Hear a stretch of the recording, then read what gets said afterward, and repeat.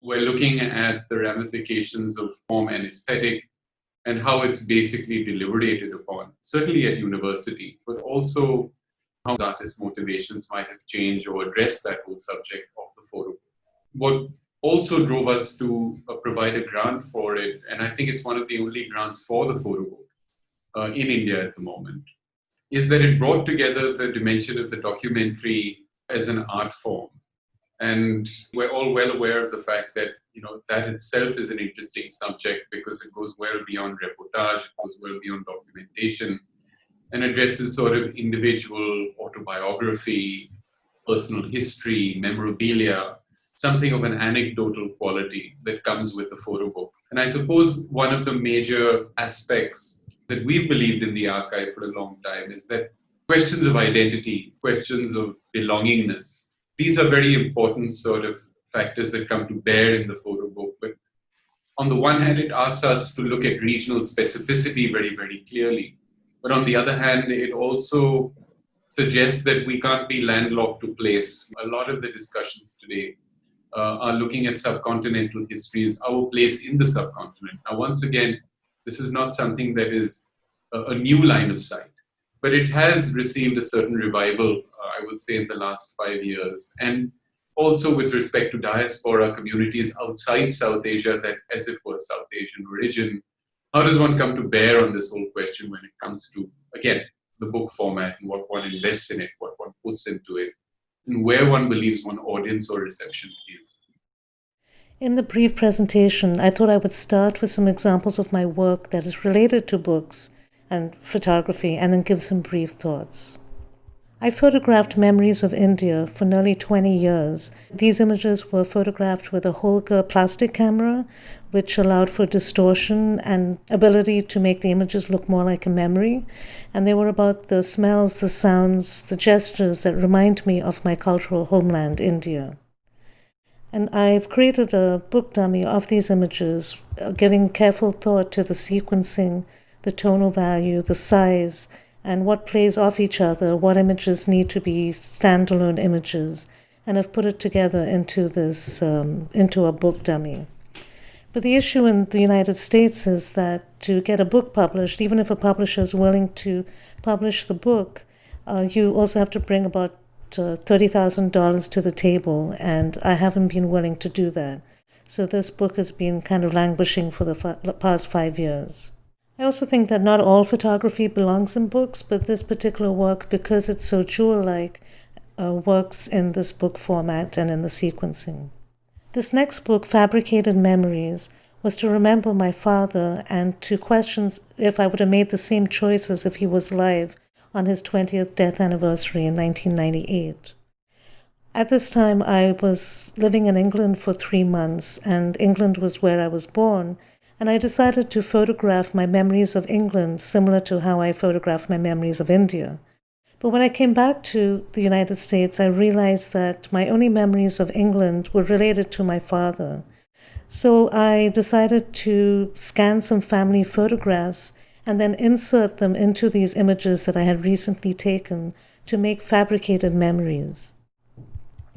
These digital files were then projected onto Polaroid film, which I then transferred onto this very fragile paper. And what that does is it distorts the image, and it also cracks in certain parts, similar to a memory that's slowly disappearing. I made this work into an accordion book, a handmade accordion book that was covered with paper that was made from tobacco leaves, so that you also got the smell of tobacco, and that was because my father died from complications related to smoking. That small book was then put into this Chesterfield box. So the work was not made initially to be exhibited, but it subsequently was at the Queen's Museum, And you can see here that it was put on a bed of tobacco leaves. And at the Royal Interior Museum, we had tobacco oil that was put around the installation so that as you walked around the book, you got the smell of the sensory experience of smelling the tobacco. I've always been fascinated by old photo albums, and this is one that I bought many years ago and keep revisiting. I love the craftsmanship and the attention to detail. And this heavily influenced the orotone cases that I made. The orotones are gold prints that were initially done in alternative processes, and I recreated that using digital in collaboration with Cone Editions. And then we made a set of these that went into a case, almost like chapters in a book, where each case had an orotone or a gold image from my Indian from India series.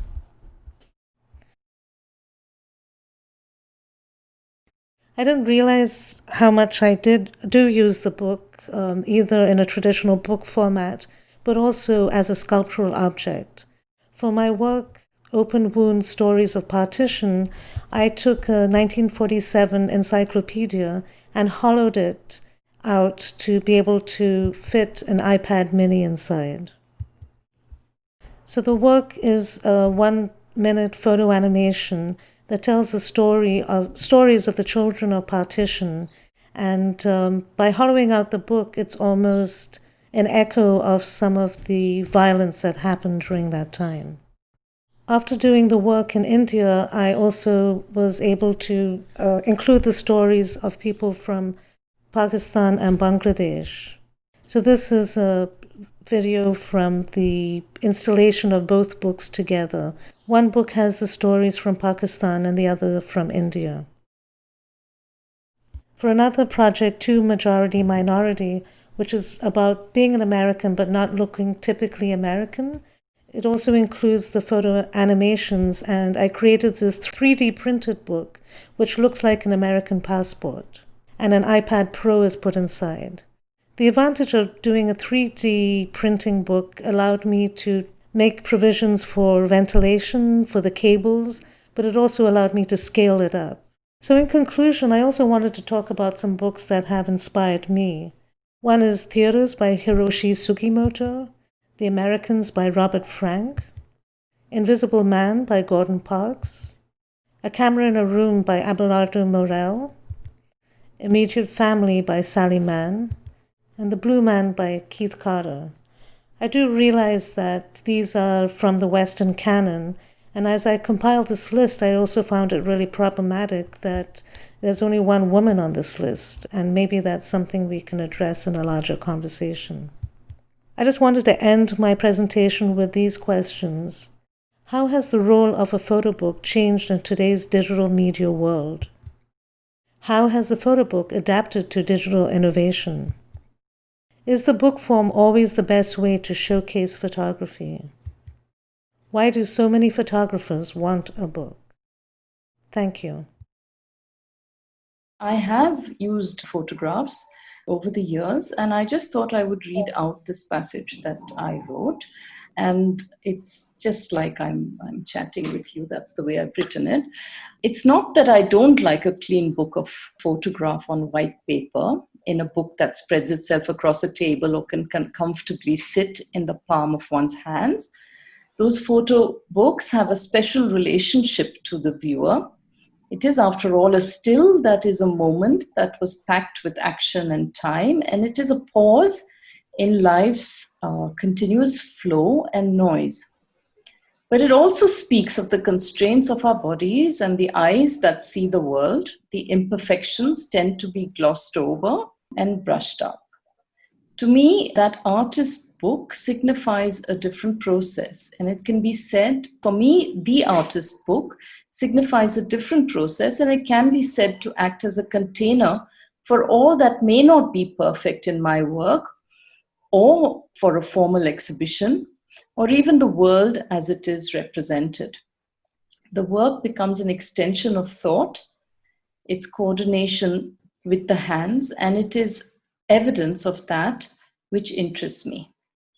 So the small artist book, the small and slender artist books have been a part of my practice as an artist.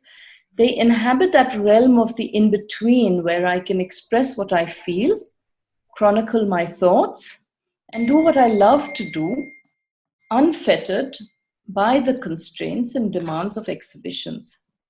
In these little books, photography merges with poems and drawings and other texts to create that liminal space of personal musings and verse, autobiography, travel pictures, newspaper cuttings, old family, photographs, and personal letters that find a place together and sometimes disjunctively in the act of flipping from page to page. It brings the past into the present in a form of work that can easily circulate and traverse diverse groups of people. These books have an ordinary presence that can be handheld and allow for more intimate, no fuss viewing. These are sort of the small books. These are sort of postcards that go into a sort of book-like cover. This was a kind of a flip book of a woman crossing a bridge over a railway line. So I took these pictures of her crossing the bridge, and then some of it is stills from a video, and then made this kind of flip book. So these are small things that do make their way into exhibitions where you can interact with these little books that are like flip books. This was, really an example of how I began what became quite a large exhibition called Looks the Other Way, that worked with family photographs from the 19th century, my mother's family who were converted to Christianity from Hinduism. And this book actually became the place where I was thinking through some of these ideas of what I would do with these photographs. This is like a view out of a window. It chronicles 24 hours of a hill outside Bombay, Thane, where I'd done a coach residency, chronicling life on a highway just opposite this hill. And then it becomes this little book. It was also a screensaver, so the images kept moving and the text became part of the image. It's a book that I did an exhibition in my grandmother's old house, and this is what the show Looks the Other Way, that had family photographs that were fragmented into parts and blown up large. And each image sort of told a different kind of story about a family who's kind of westernized in the late 19th century. This was called Growth versus Environment because I took photographs of a parasitic creeper in the forest, not far from Bangalore. And these are just photographs that I had taken, but there was something about seeing that growth that compelled me to take a lot of pictures. And then I made them into sort of black and white, and I printed them, and then I painted on top of them. And then I inserted these pictures where, a world with climate change. And it was called Growth versus the Environment because this particular parasitic, it's called Dodder or Cuscuta. It looks like it's dead, but it slowly sort of strangles the tree and kills it. So it became like a metaphor for something wider that we face today. And this is the creeper. And then these are newspaper images and other photographs that were inserted into this book. Some of it from the Japanese tsunami and other sort of images of floods. This is what it looks like. The text comes from a newspaper. It was just fortuitous. I was cutting the book on the Hindu, the newspaper, on the op-ed, and there was this article called Growth versus Environment. So it instantly gave me like a subject, a way to sort of actually push the metaphor. And this is what the book looks like when it's... And this is a book about my grandfather. It's over my grandfather's writing about the Coromandel Coast and his own father, who used to accompany a British naval captain who would take commodities down the Coromandel Coast. So there were always lots of images of the Bombay docks and him sailing off someplace. And there's always water in the background and ships and boats. And so I took these pictures and placed it on this article that I found he had written. He was a journalist with the Bombay Chronicle in the turn of like 100 years ago. This is a poem that makes its way into little books. This was done in Dharamshala, again a coach residency where I made handmade paper. And of course, once you make handmade paper, it's a blank sheet of paper. You don't know what to do with it. So I wanted to actually photograph that process, and I made a little book out of the making of the handmade paper. So it's sort of strung together as an installation.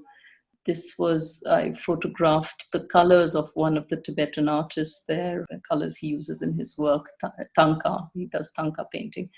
And then from newspaper images of the self-immolations that were taking place while I was there in Dharamshala, I traced these images from the newspaper photographs and then created this book. And then it just comes together. It looks messy, sorry, but I mean, that's the way it is. And there are lots of little books that hang. And this was the main book, which was again like a round book, like similar to the previous one. And this is just work in progress. I haven't bound it yet, but again, it has writing. I'm very fascinated by how corrections were made on newspaper because my own father was a journalist, and I have lots of stacks of his writings, and he would correct with ink and whitener. So I've started using whitener and ink, and so I juxtaposed the text on images that I'd taken actually in the US in Cape Cod, and I've made this so you only see part of the text, so your experience is to read only part of it, and a lot of it is also blanked out because some of it is very personal.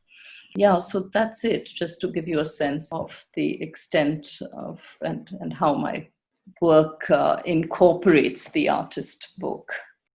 Thank you. There's so many things that sort of strike from yours and Anu's deliveries right now, especially what has been recurring is how the book also becomes a way of, as a keepsake, a way of compiling histories through form that is essentially fragmentary. And I think, if there's this question of digital cultures today and analog practice today, it's interesting how both of these have different manifestations of using the fragmentary. And I'm thinking here within the context of course, what we're addressing daily is a sense of virality and how to contend with that. But then we come to the tenuous place of memory, as you mentioned, and no one remembers the same event in the same way twice. But then how does it also become a lead into history? As an artist, I've been, along with painting and other things, I've done a lot of artist books in the last 2 decades. And those artist books, some of them are like book objects. Some of them are like full books with drawings and text and image and all that. And I've also done several photo books. What interests me in photo book is that it can build a narrative. But for me, what is fascinating with photo book is that it gives me a possibility of placing 2 images next to each other and thereby alter the meaning of those 2 images in a certain way. The book which I want to show some images it's called Ghar Mein Ghus Ke Marenge. I realize that I've been dealing with this idea of aggression for a long time in my prints and paintings and other installations and all that. I would like to just share few images from that book. The cover page starts with this entrance of making the text, and then it goes forward. For example, here, if I use these 2 images separately, the sense of juxtaposition will not come. So I have very specific reasons for me to bring those 2 images together. One is the sense of Mardangi and then being a male and muscular and all that. And this book also is informed by my earlier book, which is called Flexing Muscles, which was about aggression scene in the political banners in Bangalore and the number of senes which are coming up. And so it was a book which was published in 2018 by Reliable Copy. I'm also interested in the connotative meanings of the images. Like this could be just a security guard's table, but it can also start for me an anonymous power, the state, and so that is interesting. In the book, what I've done is there is a double narrative. On one side, I had taken photographs of my cousins having a small ragging session. So that is a continuous narrative. And as the narrative goes through, you will see that whatever you see on the left side is reflected here. The sense of being a victim and aggression at micro levels, and those things can be felt. So this was a mural which my students had done in the college.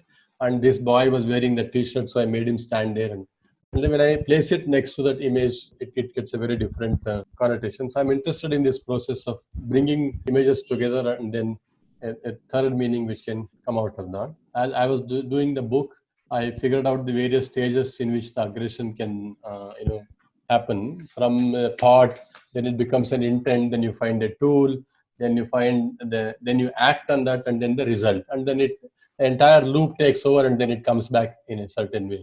So all these images which I have used in the book they're placed in one or the other of these positions. The flies also come in the end, but the power which is used to kill them becomes lopsided kind of thing. In Kannada, we say "Gubbi mele Brahmastra." That means to kill a fly, you use an atom bomb.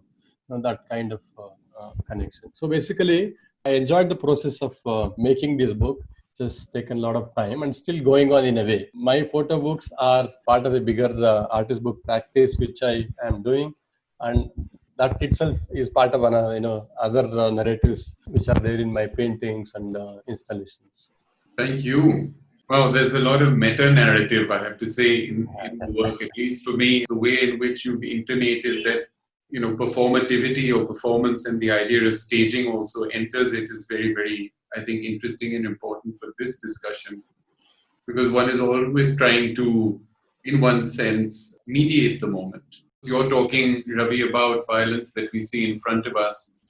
But when we come to moments, even like partition, for instance, that Anu had mentioned, one is engaging with, at least for a certain generation, a kind of violence that had not existed, but whose memories are around. And how do you sort of engage with that past?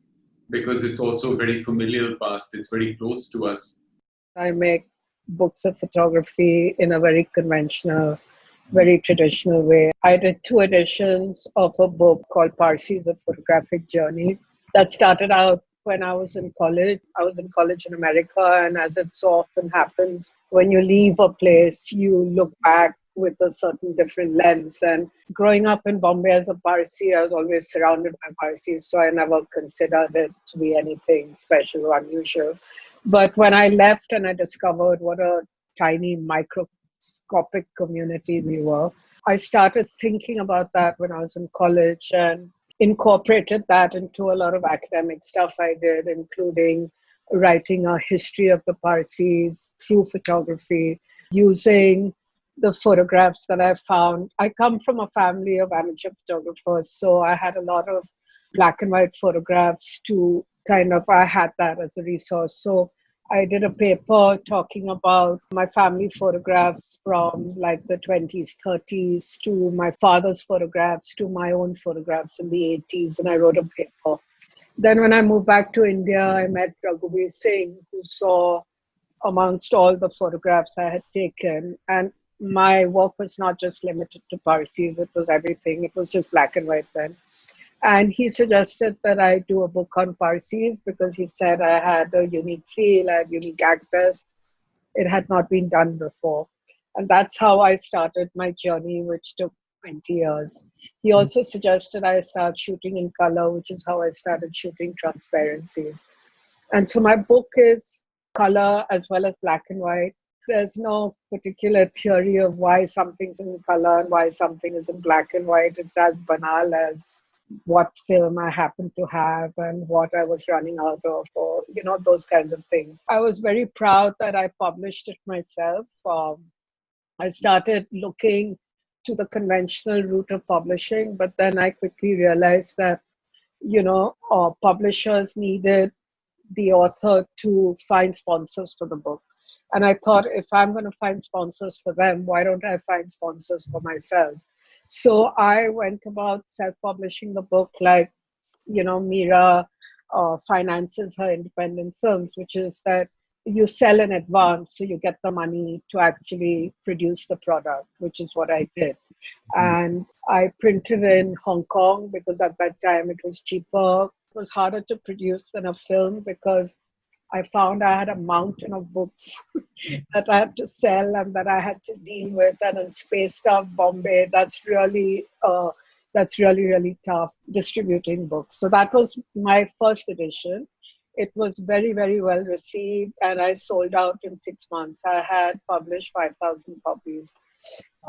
After many years, 2000, this was in 2000 and 2004, I brought out a second edition, and for that, I went to the Frankfurt Book Fair. So I went with my one title to this huge book fair. I'm glad I went because I found a printer in Hong Kong who was much cheaper, and I found a person called Peter Mayer from New York. He used to be the head of Penguin, and now he had his own press called Overlook Press. And he was the only person who I met in that entire Frankfurt Book Fair who knew what a Parsi was. And so I got both a co-publisher as well as a printer, and we co-published the book. I went back to Hong Kong for the printing of the second edition, and half the print run went to him in New York and half the print run came to Bombay. That's my photo book adventure experience. In 2017, HarperCollins published a book of my black and white work called Home in the City. And those are photographs from Bombay in 1977 to Mumbai 2017. So I have these books as photo books to my name. An extraordinary story also because, I mean, you self-publishing is very, very hard. And I think what's interesting about this moment is that a lot of, at least younger people are engaging with it and they're finding their way across it. Of course, levels of reception and also ways in which you can distribute have so dynamically shifted because you have the internet, something that I guess just in 2000 was something we were getting familiar with at that point of time. All right. But my one question is, if I can just start with you, Suni, is about editorializing. One of the sort of key aspects of photo books is how it actually, the work of bringing it together. And maybe if we can, use that question and go across to everyone. What has been your editorial process? What has worked for you? My process, I never had an editor. I had friends who would give me feedback. I used to make small prints and just spread them out and then, go through them. I did the first edition of Parsi. It was very difficult to make good color prints out of transparencies. My book, it was me and my designer, Aravind Patel, who actually put it together and designed it and put it together. Mm-hmm. And I had divided it into chapters, so it's text as well as photos. And when I started this whole process of thinking about a book, I didn't have the confidence of writing it. So I was thinking and approaching various people to write it. After a certain point, I thought, this is ridiculous. I should write it myself. So I did. And I wrote a long introduction that is a combination of history as well as the personal. And then I divided it into chapters, and each chapter had an interview with someone that I then reproduced. So, for instance, I had an interview with Sam Manekshaw. I had an interview with Freddie Mercury's mother and sister. I had an interview with a very conservative old priest, etc., because I wanted to bring out as many voices as possible, not just my voice. And yeah, so that was my editorial process. As you're dealing with community, Anu, when we come to your work, what strikes immediately is how the question of nationality is being dealt with in a very direct kind of way. So I just wanted to ask you about, your process of bringing that volume together, because you're also talking about this, I suppose at one level, the question that we address today is hyper-nationality, something that Ravi has intimated in his presentation. But this is a subject, I think, which is interesting because you're looking at it, as it were, from the outside in. My approach to that is both as an insider and an outsider, because I spent my first 12 years in England before I spent about 20 years in India. So I'm both familiar with the culture, but I'm also not considered completely Indian. And I think if you look at the work, you really don't see faces, you see more figures and gestures. As compared to Suni's work, it's a little less about the people, but more about the culture that I remember growing up in. And my editorial process is I usually make a lot of small prints and I put them on my bedroom wall.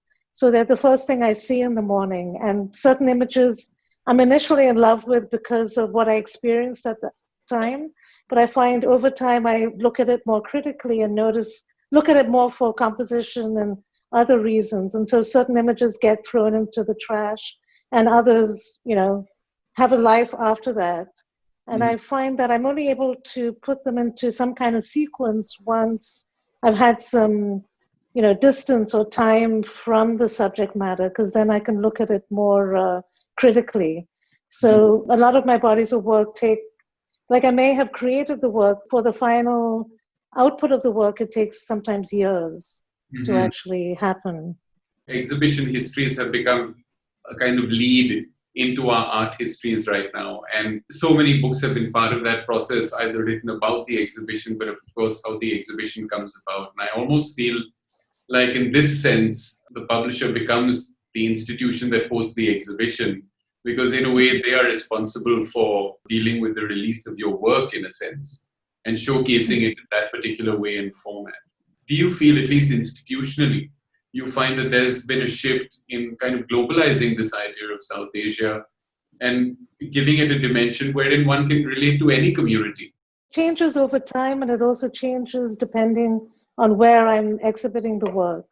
For example, I have another body of work called Bollywood Satirized, where it's more of a feminist critique of my experience growing up in India. And when that work is shown in India or England, there's much less of an explanation that has to happen because of the people understanding the culture versus in the US, for example. But I think the larger question is about the lack of voices at the table and the diversity of the voices at the table. And in terms of, say, photography done in India, I think having both insiders, outsiders, people who are diasporic like myself, can offer multiple perspectives. And for me, I want multiple perspectives. I just don't want to see one perspective that perpetuates stereotypes. And I think the good thing that's happening in the US right now is some kind of recognition that until now it has been a primarily one perspective. And if you look at the list of books that I mentioned, they're primarily white men. So I feel as if that perspective is slowly changing, if that kind of conversation is also happening in India right now, or South Asia. There's a lot more exploration, and I see among my students that family histories are a part of subject matter, and the politics of it is still very segregated in India. I don't think we are at that level that even in the US, in terms of the conversations that are happening now, Black Lives Matter. If I could just add that, last year I was in India for 5 months, and I also spent some time at NID, and I did see changes there in terms of some of the narratives that were coming out of the students' work versus 5 years ago when I worked with them. So I definitely do see some changes happening in India. It's definitely there, right? I wouldn't say it's necessarily at Shrishti, but definitely, among groups, and, it's one has to gather it. One has to gather all that material to see really what. I think that's one of the things I feel is lacking, is that survey, that proper survey that both in the arts, in the visual arts, and possibly in photography. Like, I know that Claire Rani knows a lot of young photographers in Tamil Nadu, and people who are coming from the communities, the fishing communities, or telling their own stories, their narratives. I think some of the photo biennale that Pushpa curated did show some of those projects. So I think that maybe our challenge is really to look for it really, extensively outside of the metros and outside of the sort of elite groups of people we tend to sort of, network with. How does one find, narratives that, I guess, express diversity and multiplicity in a way that has not happened enough thus far? But I also want to use that idea, Suni, for you and the book that you did. How does one actually feel at home in the city? Because when one comes to the question of the urban, when one comes to the metropole, of course, it's so full of complications and contradictions. And has it been an absorber of different communities over time? It's just a sort of outer perimeter that I would like to address when you're talking about your publication, Home in the City. The book came about because of Siddharth Dhanwant Sangvi and Devika Daulat Singh. And it kind of morphed into what it is now. And Devika was the one who suggested I limit it to the city and go back into what she called my archives, which is a fancy name for very badly stored negatives.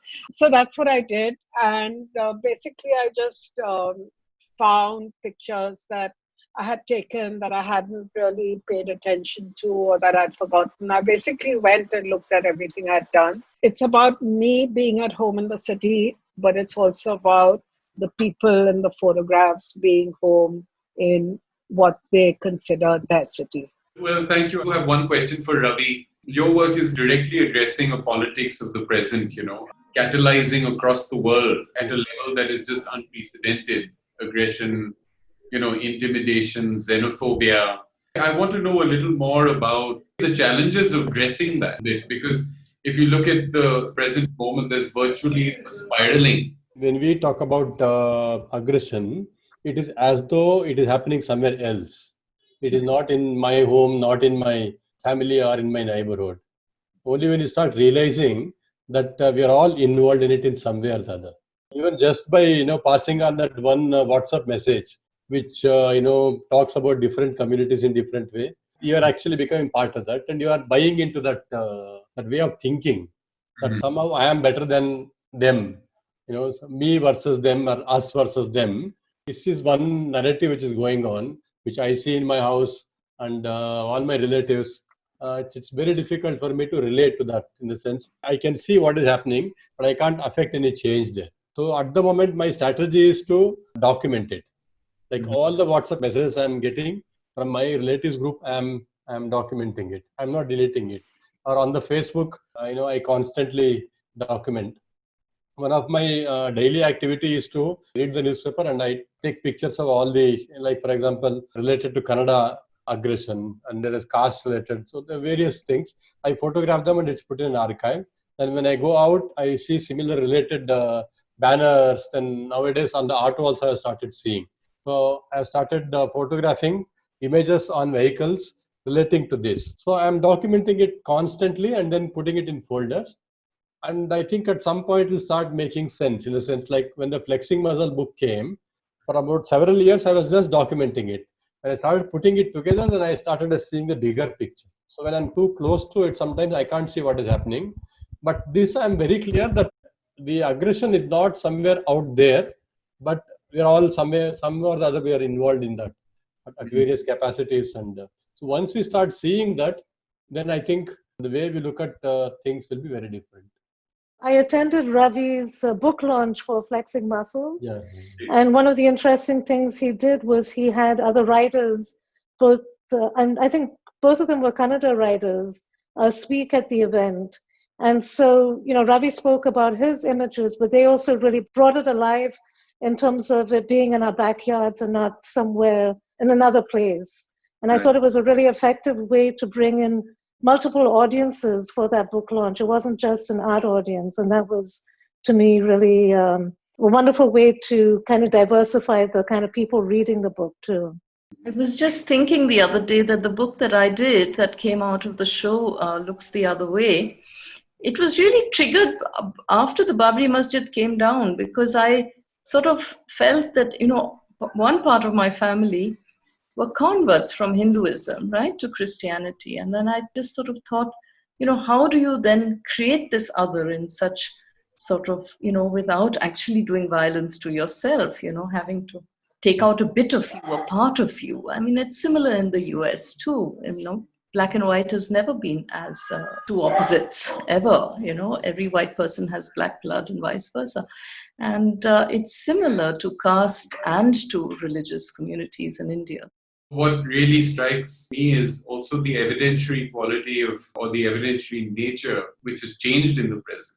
What accounts as evidence of a particular reference to class, caste, home, and other has certainly changed or has been politicized in such a way that I find also it's something to grapple with when it comes to creative outputs and exhibitionary formats. Certainly this has become the case. But on the other hand, how does one retain that, question that idea of evidence, as much as one is questioning the idea of bearing witness, as you talked about, Ravi, but also speak to questions of transnationality, and otherness that might be articulating in the very same way something that is homegrown but elsewhere.